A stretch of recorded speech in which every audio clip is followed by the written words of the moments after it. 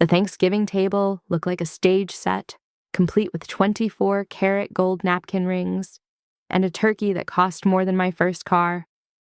I thought I was there for a truce. Instead, my father handed me a legal waiver to sign away my rights to the family trust. He disowned me live on camera when I refused. Then the doorbell rang, and the woman whose closed casket I had wept over 5 years ago walked through the front door. My name is Marianne Cole. I am 33 years old, and I spend my days analyzing structural anomalies in server data for North Glass Dynamics. My job is to look at a chaotic system and find the single thread that, if pulled, unravels the entire network. When I turned my rental sedan into the driveway of the Cole estate in Briarfield, Ohio, I did not need an algorithm to tell me that something was wrong. The symmetry was too aggressive. The snow on the manicured lawn looked like it had been placed there by a set designer, and the lights illuminating the brick facade were bright enough to expose a crime scene. I had not set foot in Briarfield for 3 years. I would have stayed away for 30 more if not for the text message I received from my mother 3 days ago. "We want to fix this. Please come home." It was a short string of data, but it contained an anomaly. My mother did not fix things. She managed them, she curated them, but she never fixed them. Yet, curiosity is a flaw in my programming. I needed to verify the data source. I stepped out of the car and the cold Ohio wind hit me, but it was warmer than the reception I knew awaited me inside. I walked to the front door. I did not knock. I still had a key, though I hesitated before using it, half expecting the locks to have been changed. The door swung open, and I was immediately hit by a wall of scents: sage, roasted turkey, brown butter. It smelled like a memory of a happy family that I never actually had. And look who finally decided to show up. It is our long-lost sister. The voice was high, pitched for an audience. My younger sister, Julianne, was standing in the foyer. She was holding a smartphone attached to a gimbal, the ring light reflecting in her eyes like artificial pupils. She was broadcasting. She was always broadcasting. "Get that thing away from my face," I said, looking away. "Oh, stop being so dramatic." Julianne laughed, but her smile did not reach her eyes. She turned back to the screen. "She is shy. Guys, give her a minute." My parents emerged from the dining room. My father, Richard, wore a cashmere sweater that likely cost $2,000. My mother, Eleanor, was perfect in a silk dress, her hair sprayed into a helmet of blonde invincibility. They stood together, a united front of disappointment. "You're late," my father said. "I drove 400 miles, I replied, keeping my voice neutral. The traffic near the interstate was heavy. "We held dinner for you," my mother said. I froze. That was the most alarming variable yet. In the Cole household, punctuality was godliness. If I was 2 minutes late in the past, they started without me. If I was 5 minutes late, the food was removed. But tonight, the dining room table was set with the good china, the candles were lit, and the massive turkey sat untouched at the head of the table. They had waited. They never waited. "Come," my father gestured. "Sit. We have much to get through." I walked into the dining room. The lighting was not intimate. It was professional. I noticed 2 other tripods set up in the corners, blending in with the drapes. This was not a dinner. It was a production. I glanced at the empty space at the far end of the room. That used to be where my grandmother, Helena Frost, sat. She was the matriarch, the billionaire founder of the family fortune, and the only person in this house who had ever looked at me without calculating my net worth. She died 5 years ago. I watched the heavy oak casket lower into the ground. I heard the dirt hit the lid. When she died, the only shield I had against these people vanished. I pulled out my chair. The porcelain felt cold against my fingertips. I looked at my father, then at the camera lenses pointed like snipers at the table. I was not a guest. I was a prop. I sat down, folded my hands in my lap, and waited for the director to call action. The silence at the table was not peaceful. It was the heavy, pressurized silence of a submarine diving too deep. The only sound was the faint electronic hum of the portable lighting rigs Julianne had set up around the dining room. I looked at the turkey, glistening and uncut, and then at the red tally light on the main camera. It was blinking. We were live. My father did not pick up the carving knife. Instead, he reached under the table and produced a thick, cream-colored envelope. He slid it across the mahogany surface. It stopped inches from my empty plate. "What is this?" I asked. "A fresh start," my mother said, her voice tight. She smiled at the camera, not at me. "We just want to put everything on paper, darling, to make sure everyone is protected." I opened the envelope. Inside was a legal document, stapled and flagged with yellow sticky notes where a signature was required. I scanned the header, "Voluntary relinquishment of beneficiary rights and trust interest." "You want me to sign myself out of the family trust?" I stated. It was not a question.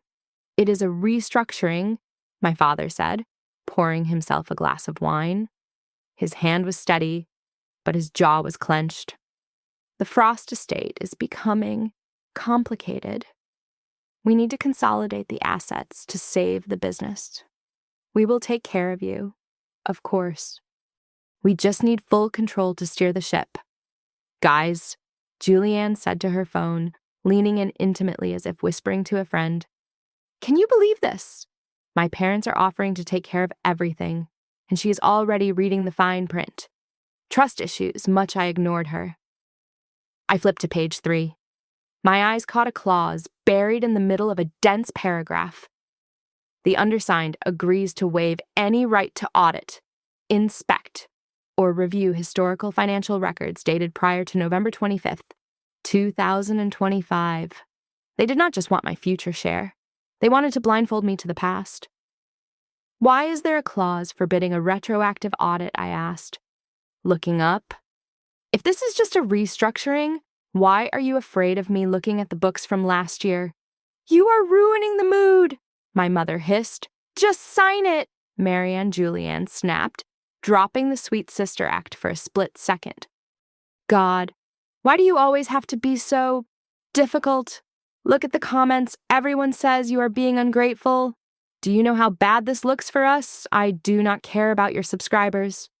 "Julianne," I said, "I care about why Dad is trying to bury 5 years of financial history." I pushed the papers back toward the center of the table. "I am not signing this." My father slammed his hand on the table. The silverware rattled. "You ungrateful child," he spat. The camera tracked his movement as he stood up, looming over me. This was the performance. This was the climax he had planned. "We raised you, we fed you, and you come into my house, eat my food, and accuse me of theft. I did not eat your food," I pointed out calmly. "And I did not accuse you of theft." I asked a question. "Your reaction is the answer." "I have had enough," my father declared, turning to face the lens directly. He was playing to the jury of the internet. "I am done." "You want to be an outsider?" Marianne Fine. "As of this moment, you are no longer part of this family. I am cutting you off. You get nothing. No trust, no inheritance, no family. Dad." "Wait," Julianne said, though she held the camera steady, zooming in on my face to catch the reaction. "No," he roared. "She's out. I want her out of this house." Julianne looked at her screen, her eyes widening as the engagement number spiked. "Oh my God," she whispered theatrically. "The chat is going crazy. They are saying you deserve it. Mayor, someone just commented that you look like a snake." I stood up. My legs felt heavy, but I kept my face blank. I knew how this worked. If I cried, I was the unstable daughter. If I shouted, I was the angry villain. "You orchestrated this," I said, my voice low. "You invited me here to humiliate me publicly so you would have a justification for cutting me out. You needed a show. Get out, my father said, pointing to the door. Go back to your little apartment and your little job. You are dead to us. The red light on the camera seemed to pulse, recording every pixel of my exile. I turned to leave, my hand gripping the back of the chair to keep from shaking. The air in the room was electric with their malice. They had won, they had their content, and they had their excuse. But as I turned away from the table, I realized they had made one critical error. They assumed that because I was quiet, I was weak. They forgot that I was a data engineer, and once you input data into a system, you can never truly delete it. They had just put their cruelty on the permanent record. I stood motionless in the dining room while the silence settled around me like dust. This feeling of displacement was not new. It was the default setting of my childhood. In the grand architecture of the Cole family, Julianne was the user-friendly interface, bright, engaging, and designed to be looked at. I was the back-end code. I was dense, difficult to read, and usually considered a system error that needed to be patched over or hidden away. Growing up, I learned quickly that affection in this house was a currency, and I was perpetually bankrupt. My parents wanted a doll they could dress up for galas. Instead, they got a daughter who took apart radios to see how they worked and preferred silence to small talk. Julianne thrived on the stage they built. She learned to smile on command before she learned to read. I, on the other hand, learned to disappear. The only person who ever saw me was Helena Frost. My grandmother was a titan of industry, a woman who had built a shipping empire when men still thought women belonged in the kitchen. She was terrifying to my father, but to me, she was a sanctuary. I remembered sitting in her study when I was 12 years old.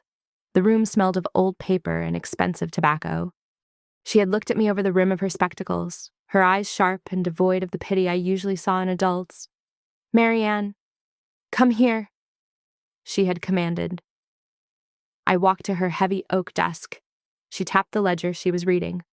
"Do you know what this is?" she asked. "It looks like a list of numbers," I replied. "It is a weapon," she said, her voice dropping to a conspiratorial whisper. "People think money is freedom. It is not. Money is leverage. And if you do not understand where every penny comes from and where it goes, someone will use it to put a chain around your neck." She grabbed my hand, her grip surprisingly strong for a woman in her 80s. "Promise me something," she said. "Never sign a paper you have not read 3 times, and never let anyone else hold the pen for you. Not your father, not a husband, no one." "I promise," I whispered. "Good girl," she said, releasing me. "You have a brain. Marianne, your father has ambition, but you have vision. Do not let them dull it." That was the last real lesson she taught me. 5 years ago, the call came.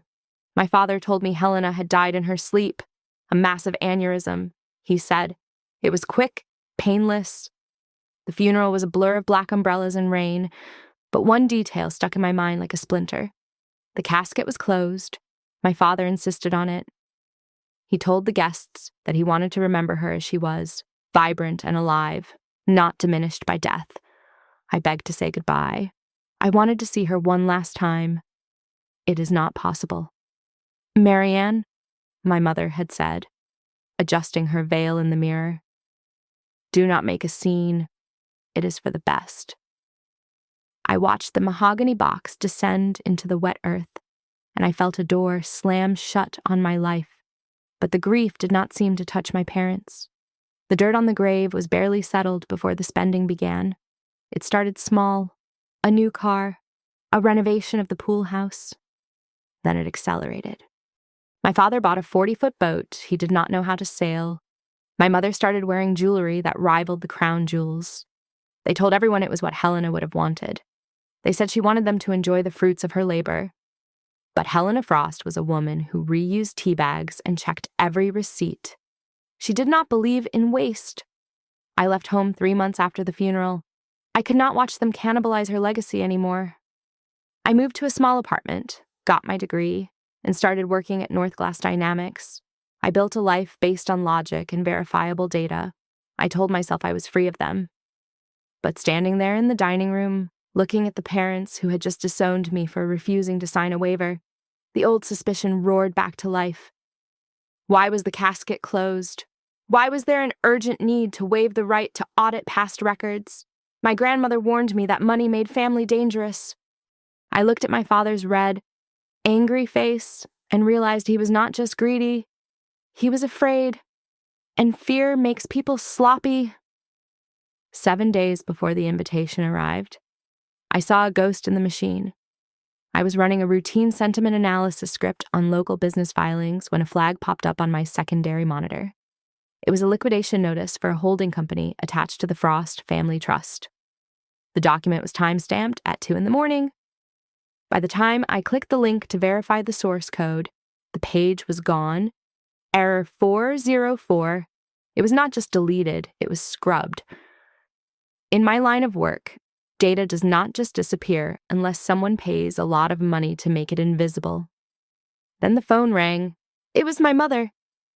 Her voice had a strange, breathless quality, like she was reading from a script she had not had time to memorize. "Marianne, we were just sitting here thinking about you," she had said. "It has been too long. Come for Thanksgiving. We want to make things right." The timing was mathematically impossible to be a coincidence. A massive financial red flag appears, vanishes, and suddenly the estranged daughter is summoned home. I replayed the call for Ben, a cybersecurity specialist who sat at the desk across from mine at Northglass Dynamics. He listened to the voicemail twice, frowning as he spun a pen between his fingers. "That is not an invitation," Ben said, tossing the pen onto his desk. "That is a summons. If you go, you treat it like a hostile environment. Phone in your pocket, voice memo app running in the background. Do not agree to anything verbal. If it is not on paper, it does not exist. And if it is on paper, read it 3 times. I finished, echoing my grandmother. "Exactly." Ben nodded and watched the exits. So I did not pack for a holiday. I packed for an audit. When I walked into the dining room that evening, I was not looking at the turkey or the centerpiece. I was looking at the infrastructure. The lighting was the first tell. Standard dining room chandeliers cast a warm, yellow glow, usually around 2700 Kelvin, but the light hitting my face was white, crisp, and shadowless. It was daylight-balanced LED lighting, positioned to eliminate unflattering angles for a camera. I glanced at the corners of the room. Julianne's setup was not amateur. She had rigged a 3-point lighting system and hidden the cables under the rug. This was a studio. They were not just streaming a family dinner, they were producing a reality segment. Then there was the envelope. My father had slid it across the table in part 2, but I had noticed it the moment I walked in. It was sitting on the sideboard, initially perfectly aligned with the edge of the wood. My father had moved it to his lap before I sat down. It was thick, heavy bond paper. You do not bring legal documents to a reconciliation dinner unless the reconciliation is a transaction. As my father screamed at me and Julianne panicked over her viewer count, my mind went back to that disappearing file from a week ago. They were desperate. They needed my signature, not because they wanted to consolidate the trust, but because the trust was likely already bleeding out. They needed a scapegoat to sign off on the losses, or perhaps to unlock a new tier of funding that required unanimous beneficiary consent. I looked at the pen my father had placed next to the document. It was a Mont Blanc, heavy and black. He wanted me to pick it up.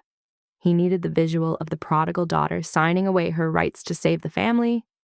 It was a perfect narrative arc for Julianne's followers. "You think I am stupid?" I thought, staring at the waiver. "You think I am just the quiet girl who ran away." I realized then that my refusal to sign was not just an act of rebellion. It was a firewall. I was the encryption key they could not crack. By refusing to sign, I was freezing whatever illicit transaction they were trying to execute before the fiscal year ended. My father's shouting became white noise. I focused on the data points, the deleted file, the studio lighting, the waiving of the audit rights, the desperation in my mother's eyes. "I am not a guest. I whispered to myself, the realization cold and sharp. I am the kill switch. I had my hand on the brass doorknob, ready to leave the toxicity of that house forever, when the sound of the doorbell stopped me. It was not a polite ring. It was a long, insistent chime that demanded attention. "Get out!" my father roared from the dining room, his performance reaching a fever pitch. "And do not come back until you learn some respect." I pulled the heavy door open, expecting to see a delivery driver or perhaps a neighbor complaining about the bright lights. Instead, I was blocked by a wall of black wool. I stepped back, startled. 3 men in dark suits pushed past me into the foyer. They moved with the synchronized precision of a tactical team. One of them spoke into a wrist microphone. "Perimeter secure," he said flatly. "Clear for entry." "Who the hell are you?" my father demanded, marching out of the dining room with my mother trailing behind him. "Get out of my house, I will call the police." "It is not your house, Richard," a voice said from the darkness of the porch. The voice was dry and sharp, like the sound of paper tearing. It was a voice that had not existed in the physical world for 5 years. My breath hitched in my throat. My heart hammered against my ribs so hard I thought it might bruise the bone. A cane tapped against the marble floor. Tap, tap, tap. A woman stepped into the light of the foyer chandelier. She wore a cream-colored trench coat and oversized sunglasses, which she slowly removed to reveal eyes that were as cold and blue as a winter sky. Her hair was white, pulled back in a severe bun, and her posture was rigid.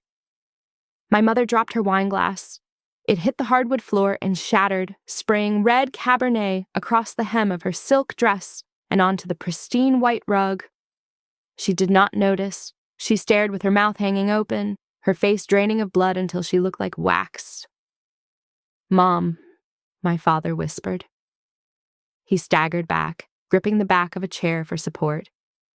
You are dead." Helena Frost finished the sentence for him. She walked past me, the scent of lavender and ozone trailing in her wake. She did not look like a ghost. She looked like a natural disaster. "I certainly hope not. The accommodations down there are terribly cramped." Julianne let out a high-pitched squeak. She was backed against the sideboard, her phone still held aloft in a trembling hand. The ring light reflected in Helena's sunglasses. The live stream was still running. I could only imagine the chaos unfolding in the comments section. "But we buried you," my mother stammered, her hands shaking uncontrollably.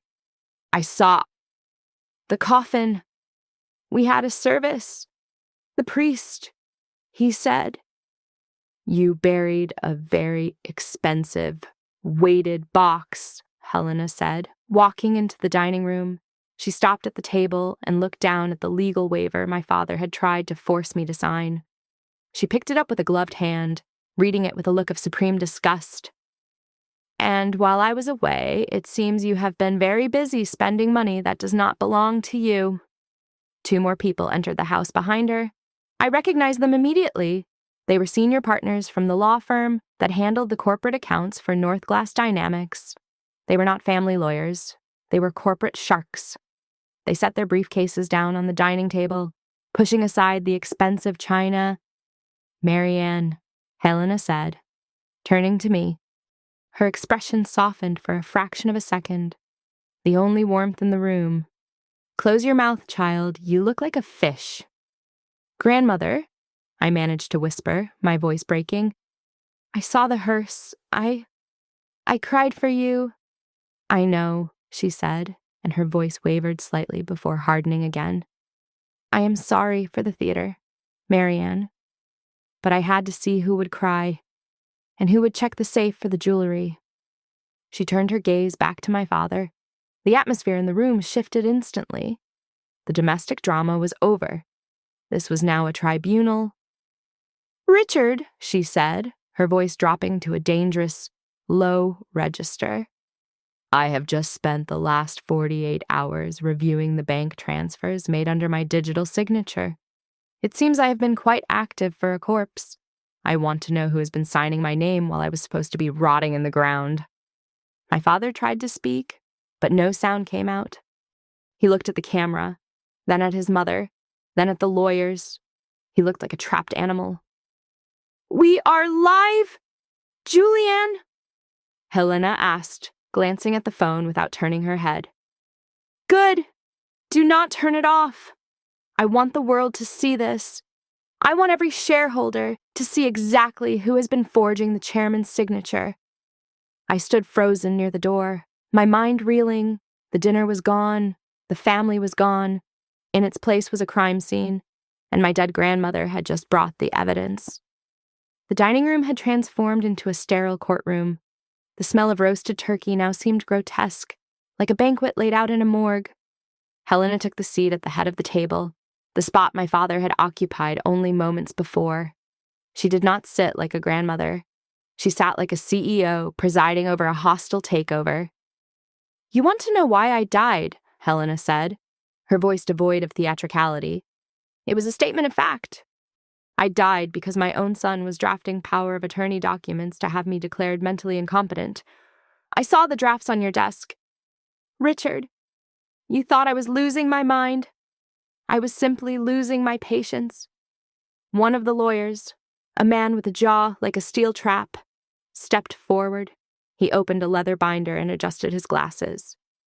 "We have conducted a forensic audit of the Frost Family Trust dating back to the date of Miss Frost's staged passing," the lawyer announced. His voice was dry, reciting ruin as if it were a weather report.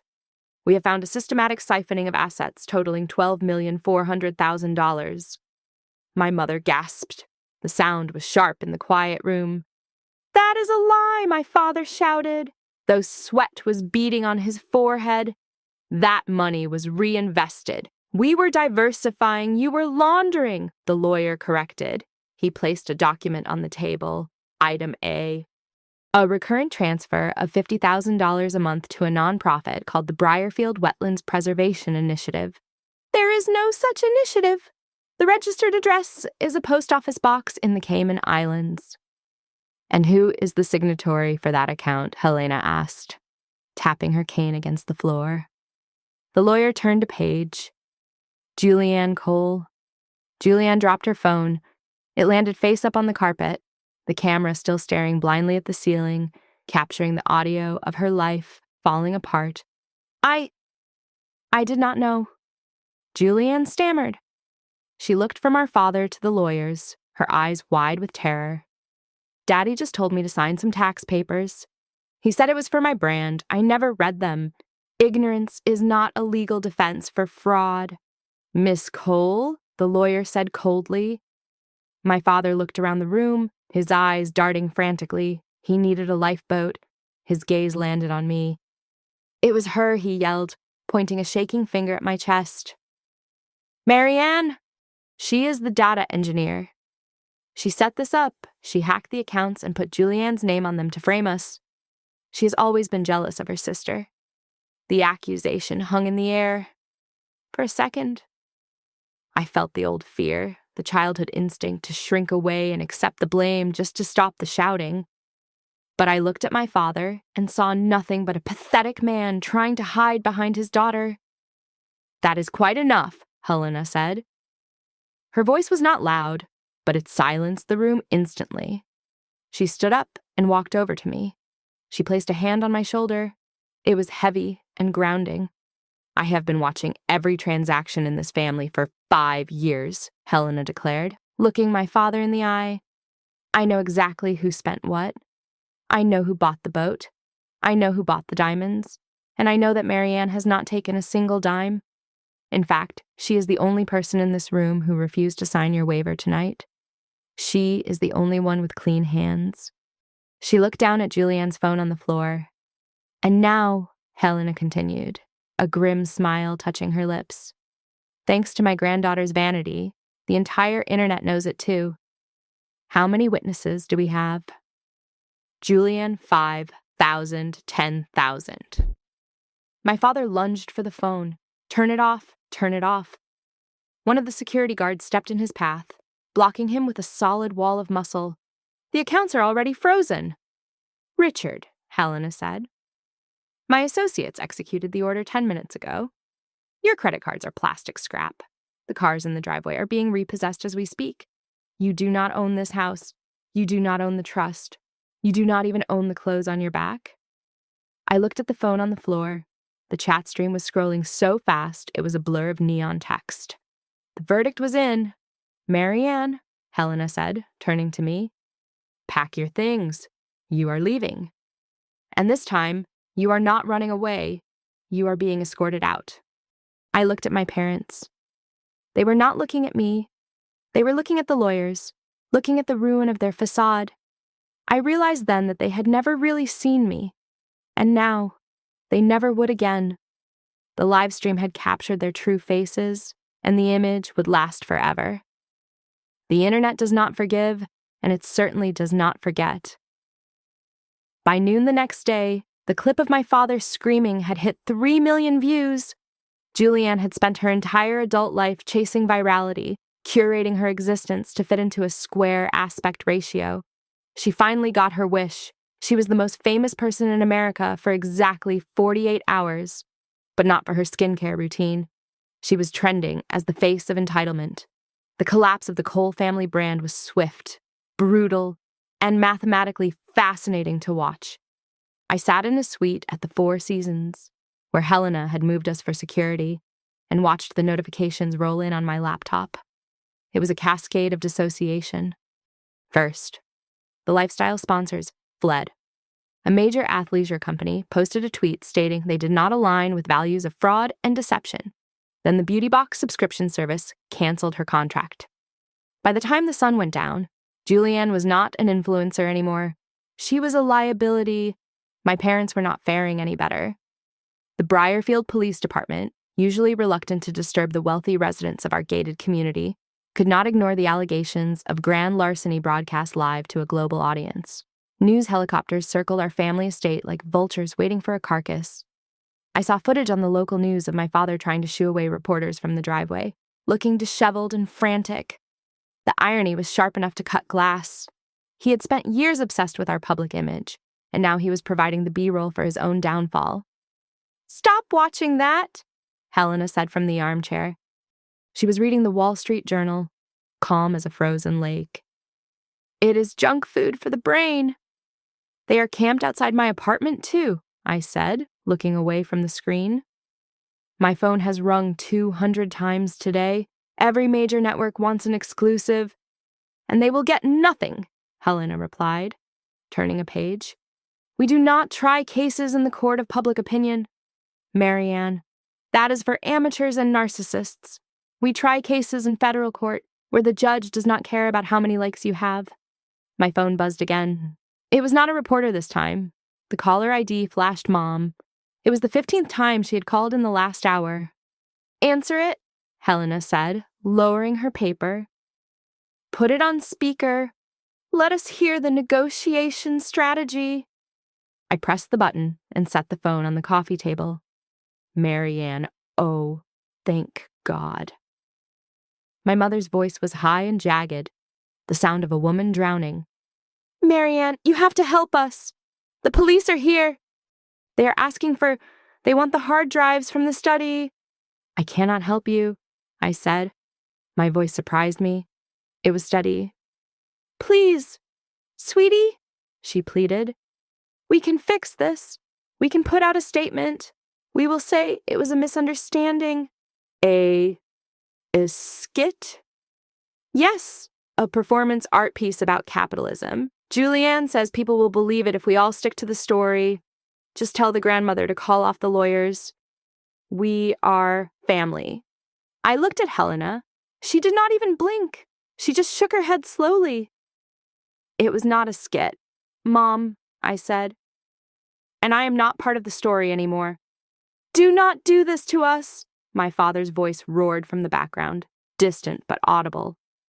"After everything we gave you, you ungrateful—" "Dad," I interrupted, cutting him off before he could launch into his standard script. "You disowned me. Remember, you did it live. You cannot unsigned a video file." "Marianne, please," my mother sobbed. "I am scared." "You should be," I said. "Do not call this number again," I ended the call and blocked the contact. I stared at the phone for a long moment, waiting for the guilt to hit me. I waited for that familiar crushing weight that I had carried since childhood, the feeling that their unhappiness was somehow my failure. But it did not come. All I felt was the quiet hum of the hotel room air conditioner and a strange, hollow sense of relief. "Well done," Helena said softly. "Now, turn off the phone. We have a deposition to prepare for, and I intend to make sure they lose more than just their reputation." Desperation makes people creative. Since I had blocked their numbers, my parents tried to reach me through my career. On Tuesday morning, an email arrived at my secure work inbox at North Glass Dynamics. It was flagged by the internal server as external priority, likely because it came from a high-priced crisis management firm. The message was not an apology. It was a hostage negotiation. They offered a deal. If I agreed to sign a statement claiming the live stream was a misinterpreted performance and that the financial discrepancies were clerical errors caused by a glitch in the software I maintained, they would not file a lawsuit accusing me of corporate espionage. "They are trying to blackmail you with your own job," Ben said, reading over my shoulder. "They want you to admit to incompetence to save them from prison." "It is pathetic," I said, my hand hovering over the delete key. "Do not delete it," Ben warned. "Archive it. It is evidence of witness tampering." An hour later, a direct message appeared on my private social media from a dummy account. It was Julianne. The tone was completely different. "Mayor, please listen. I am just a victim here. Mom and Dad made me sign those papers. I did not know what they were. If you tell the feds that I was coerced, maybe I can get a deal. Please, I am your little sister. She wanted immunity."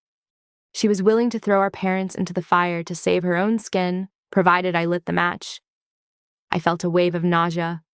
They were eating each other alive. I walked into the adjoining suite where Helena had set up her war room. She was sitting with the forensic accountant, staring at a monitor. "Grandmother," I started. "They are contacting me. They want me to lie." "I assumed they would," Helena said without looking up.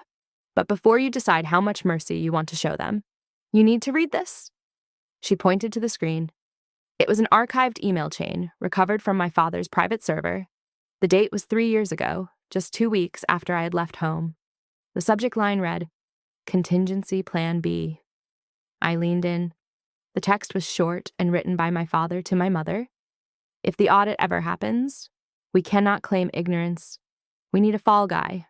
Marianne is perfect for it. She is isolated, she works in data, and she has no allies. We can frame the losses as a sophisticated hack from her end. We keep her name on the trust, not to give her money, but to keep her liable. She is our insurance policy." I read it twice. The words did not hurt. They cauterized. For my entire life, I thought I was the disappointment. I thought I was the unlovable daughter who just did not fit in. But I was never a daughter to them. I was a component. I was a pre-designed scapegoat kept in reserve for the moment their greed caught up with them. The sadness that had been lingering in my chest evaporated instantly. It was replaced by a cold, crystalline clarity. "They did not just disown me on Thanksgiving," I whispered, the realization settling in my bones. "They have been planning to send me to prison for 3 years." "Yes," Helena said softly. "They have. So, Marianne, what do you want to do?" I stood up and smoothed the front of my blouse. My hands were perfectly steady. "Call the federal prosecutor," I said. "I am ready to testify. I want to give them everything. The emails, the voicemails, the financial logs. I want to tell the truth. The whole truth." "No edits," Helena asked, raising an eyebrow. "No edits." I confirmed. "They treated me like an error in their system. I am about to show them what happens when the system corrects itself." I walked to the window and looked out at the city. I was no longer afraid of the hearing. I was looking forward to it. The federal courthouse in Columbus was designed to intimidate. It was a fortress of marble and mahogany, a stark contrast to the curated warmth of the Cole family estate. The air conditioning hummed with a low, mechanical drone that reminded me of the server rooms at North Glass Dynamics. I sat at the plaintiff's table next to Helena. My parents and Julianne sat on the defense side, flanked by a team of expensive lawyers who looked increasingly exhausted. The presiding judge, the Honorable Margaret Vance, adjusted her glasses and looked down at the prosecutor. "You may proceed. Mr. Sterling," she said. Mr. Sterling stood up. He did not need theatrics. He simply pressed a button on his laptop. The large monitors mounted on the courtroom walls flickered to life. My father's face, red and distorted with rage, filled the screens. The audio was crisp. "I am cutting you off. You get nothing. No trust, no inheritance, no family." The video played on loop for a moment before Sterling paused it on the frame where my father was pointing at the door. "Mr. Cole." Sterling addressed my father, who was shrinking into his suit. "This was broadcast live to 3.4 million people. Can you explain why you were so adamant that your daughter, Marianne, sign a waiver retroactively forbidding an audit of the family trust?" My father's lawyer stood up. "Objection. Speculation. Overruled," Judge Vance said, her voice sharp. "The video speaks for itself. Answer the question." "We were protecting the family privacy," my father stammered. It is a private matter. It ceased to be a private matter when you moved $12,400,000 into offshore shell companies," Sterling countered. He projected a spreadsheet onto the screen. It was a flowchart of corruption. It showed funds moving from the Helena Frost Foundation into the fake wetland charity, and then into accounts held by my mother and Julianne. Helena was called to the stand next. She walked with her cane, the tapping sound echoing against the high ceiling. She took the oath with a steely calm. "Mrs. Frost," Sterling asked, "please state for the record why you allowed your family to believe you were deceased for 5 years."